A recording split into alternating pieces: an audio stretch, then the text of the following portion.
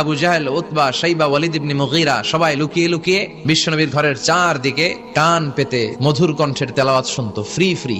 বিশ্বনবীর তেলাওয়াত যখন শেষ হয়ে যেত, এরা ভাগলপুর দিত দৌড়। ফিরে যাওয়ার রাস্তা থাকতো একটা, কয়টা দেখা হয়ে যেত। একজন আরেকজনকে দোষারোপ করতো। আবু জাহেল বলতো, কিরে তোর আসলি কেন? ওরা বলে, তুই এলি কেন? দিনের বেলা ভাষণ দেস মোহাম্মদের বিরুদ্ধে, রাত্রে বেলা চোরের মতো তুই আসিস কেন? একে অপরকে দোষারোপ করে। আবু জাহেল বলে, ঠিক আছে, কাল থেকে আমিও আসবো না, তোরাও আসবি না। চল আমরা শপথ নেই যে কেউ আসবো না। দস্তখত দে, সিগনেচার দে, যেই আসবে তার মাথার চুল কামিয়ে আলকাতরা মেখে মক্কার বাজারে ঘুরিয়ে ঘুরিয়ে অপমান করা হবে। সবাই রাজি। আবু জাহেল বলে, দে। রাজি হলে সিগনেচার দে। সবাইকে আবু জাহেল, তুই না তা তুই আগে দে। আবু জাহেল 1 নাম্বার, নাম্বার 2 উতবা, নাম্বার 3 শাইবা, সবাই সিগনেচার। কালকে কেউ যাবে না, কেউ যাবে না। দিন গড়িয়ে রাত আসে। বিশ্বনবীর যখন তেলাওয়াত করার টাইম, ওই টাইমে আবু জাহেলের তেলাওয়াত শোনার প্যারা উঠছে।